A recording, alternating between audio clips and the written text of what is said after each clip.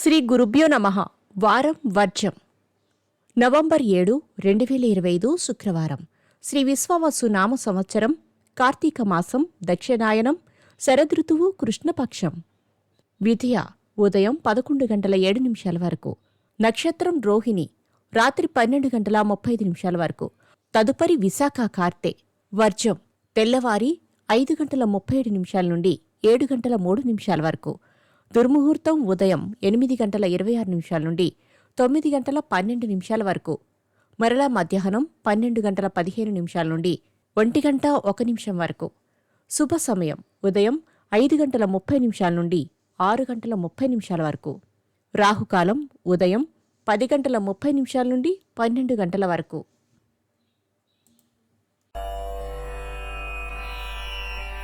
ద్వాదశ రాశుల వారు ఈరోజు చేసుకోవాల్సిన పూజలు.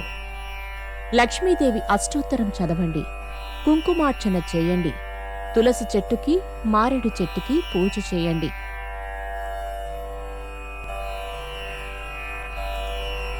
ద్వాదశ రాశులు. మేషరాశి. ముఖ్యమైన వ్యవహారాలు సాఫీగా పూర్తి చేస్తారు. కొత్త పెట్టుబడులకు అనుకూల సమయం. ఆస్తి తగాదాలు తీరి లబ్ధి పొందుతారు. వృషభ రాశి.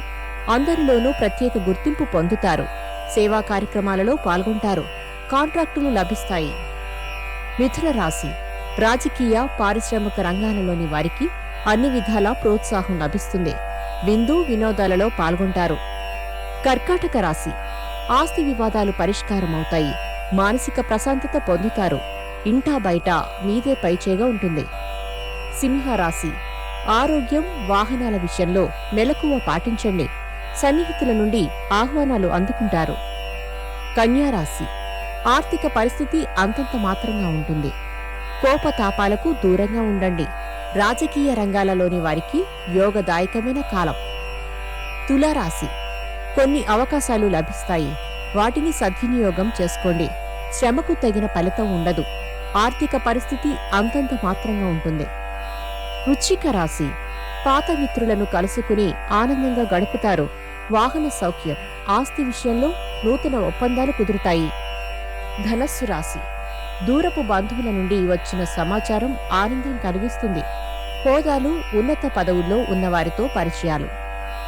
మకర రాశి. ఆర్థిక పరిస్థితి మెరుగుపడుతుంది. రుణాలు తీరి ఊరట చెందుతారు. బంధువుల నుండి ముఖ్య సమాచారం అందుకుంటారు. కుంభరాశి. భూములకు సంబంధించిన విషయాలలో నూతన ఒప్పందాలు కుదురుతాయి. ముఖ్యమైన పనులు నిదానంగా పూర్తి చేస్తారు. మీనరాశి. పదవులు, హోదాలు లభిస్తాయి. పొదుపు పథకాలు అవలంబిస్తారు. సంఘ సేవా కార్యక్రమాలలో చురుగ్గా పాల్గొంటారు. నమస్కారం.